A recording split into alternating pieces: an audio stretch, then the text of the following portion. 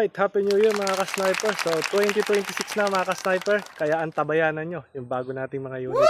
So unahin na natin ngayon, January 11, yung ating unit na tactical standard. So stainless yung kanyang barrel, nasa loob brass.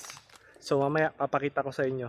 So ito muna yung ating titirahin ng sample na 25 meters long range shooting.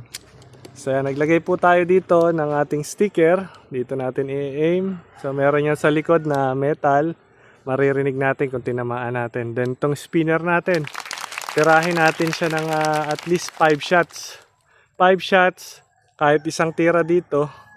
Then kahit isang tira dito. So yan. Yan yung ating tactical standard. So tactical standard, very affordable. At napakagandang unit natin ngayong taon, 2026. Para samahan nyo ako sa 25 meters natin siya itetest. Dahil kung makikita nyo may nagagawa dito. So ayan, hindi tayo makalayo. Ginagawa yung daan namin ngayon dito. So dito muna tayo sa 25 meters long range shooting para sa ating tactical standard. So dalawa to eh. May kapatid tong si tactical standard natin. Sa susunod ko na ipapakita sa inyo at ipapakilala sa inyo. So naka-battle tank na siya. Kung makikita nyo, yung barrel niya naka-standard na 20 inches. Tapos siya ay stainless na. Alright. So kung makikita nyo, naka 0.38 liters na battle tank. Tapos naka-stainless. Ayan, swing type, hammer type. Then kung makikita nyo mga ka-sniper, itong ating tactical standard, dalawa na yung gauge niya. Bakit? So, it means na regulated na yung ating unit. So, may karga siya na 3K PSI. Tapos, naka-regulated siya sa dito yan. Mamaya, bibigay ko info. So, itong unit natin na to, siya ay adjustable. Kagaya na request ng iba. Siya ay naitutupi na rin. Retractable, adjustable, and foldable. Ano? So yan, pakita natin. So natutupi na rin. Yan, yung bago nating 2026 model, natutupi na rin. Napaka-easy niya i-set up. Dahil lalagyan nyo lang siya ng lock dito. Then ilalak nyo. So yan. Adjustable, retractable, and adjustable. And removable. Pwede nyo rin siyang alisin. Tatanggalin nyo lang tong lock na to. Then after that, tanggalin nyo lang din yung lock dito. Matatanggal nyo na. So magmumukha na siyang parang shotgun look, di ba? So ganyan mga ka-sniper. Ready na rin yung kanyang thread dito para sa silencer. Ayan. So mamaya mag-shoutout din tayo sa ating mga solid ka-sniper na nagpapa-shoutout sa atin ng 2025 pa. So medyo natagalan bago tayo nakapag-video dahil nga medyo naging busy tayo this past few months. Alright, alam nyo naman yan. Lahat tayo naging busy this past few months, lalo na nitong nag-holiday. Okay. So, itest na natin sa layong 25 meters. So, mula dito, isusum natin doon para makita nyo at spinner din yung target. After that, lalapitan din natin siya. After natin tirahin para makita natin yung result, no?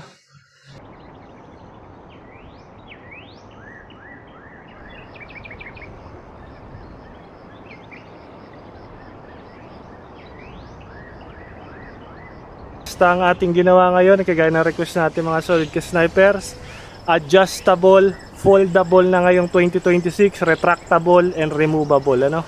So naka-stainless yung barrel niya.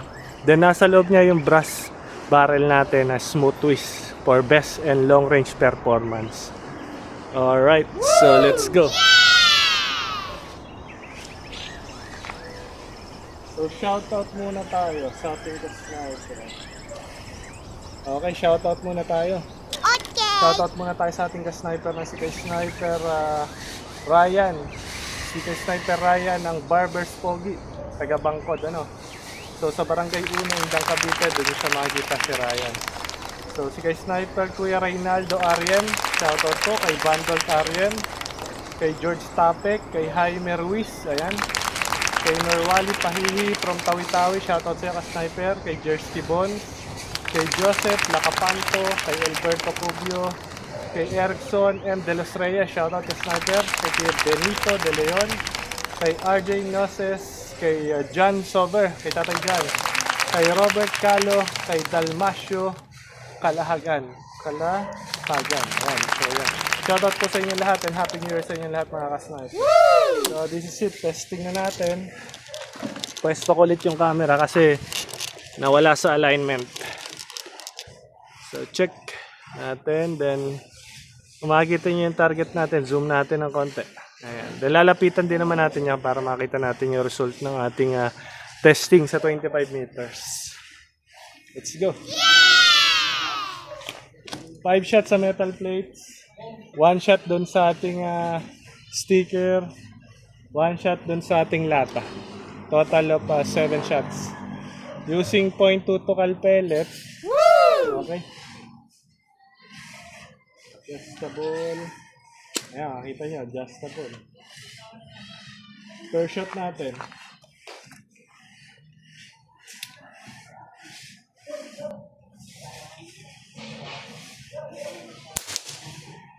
Okay.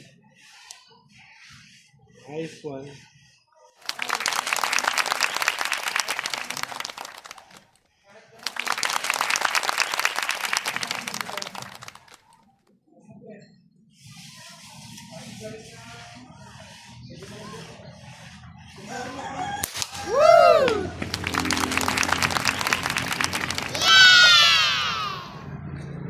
Doon na tayo sa spinner. 5 shots tayo sa spinner.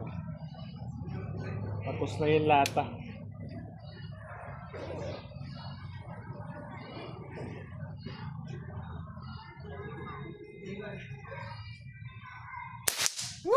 Sa kita nyo ba dyan sa video? 5 shots. Then check natin mamaya doon sa spinner. Git na.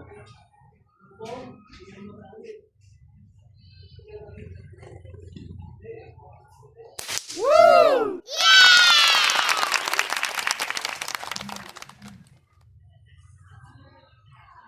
Kahit tatlo, kaya ko na explain yung result doon sa ating spinner. Dahil maganda na sa gitna.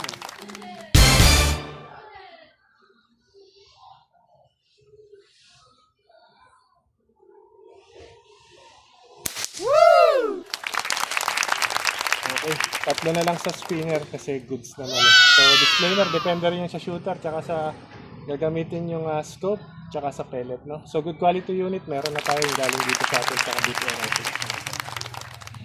Doon na tayo sa sticker. Nakatatlo na tayo sa spinner. Okay na yun. Pagkita ko sa inyo result.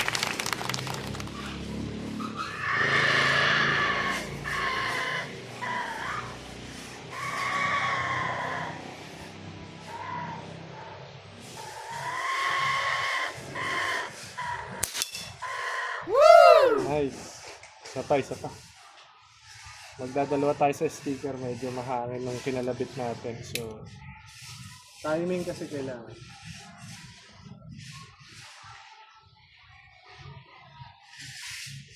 Woo! Done. Alright, let's go. Check natin. Mali, ito yung ating Tactical Standard 2026 new model natin. So, lapitan natin. Hindi tayo magkakat. Alright, mga sniper. So, kagaya ng palagi natin ginagawa, honest review sa mga good quality unit natin. So, hindi na kasi tayo nagsira ng scope. Ayan, napakaganda. So, yung lata, nandito. Nasaan na yung lata? Tumalsik eh. Nawala na. So, anyway, para hindi masayang yung time natin, tumalsik na yung lata. Ay, napakalayo. Tabi po. So, dito na tayo. Nakikita nyo naman yung tatlong tama sa ating spinner. Kasing laki lang ng 20 pesos. Ano? So, ay napakaganda. Dikit-dikit siya. So, mahangin pa dyan kanina sa part na to. So, timing talaga. Kaya kung makikita nyo yung flow ng tama papunta sa side dahil yung hangin ay papunta doon. So, ayan. So, ito naman yung ine-aim natin dahil ang hangin niya papunta rito. Ito yung makikita nyo unang tama. So, nasa side. Almost parang ganyan din ang result. Then after that, dahil nakita nga nating mahangin, sabi ko isa pa. Ayun yung isa. Gusto natin kasi papasukin dito sa loob. Ayan. So makikita nyo ayun sa loob. So papunta dito hangin. Kaya if ever na ang hangin ni dito at ang aim nyo sa gitna, medyo mag-adjust na kayo dito. No? So yung additional tip natin. So yan lang yung ating short test or short video sa ating new model this 2026 Tactical Standard. Maraming salamat po sa pagsuporta, sa pag-like, share, and subscribe sa ating channel. Nawa po ay i-share nyo pa yung ating mga video na mas madami tayong mabigyan ng additional information, safety tips, additional knowledge, good quality air rifle, honest review. So ayan mga ka-sniper, maraming salamat po.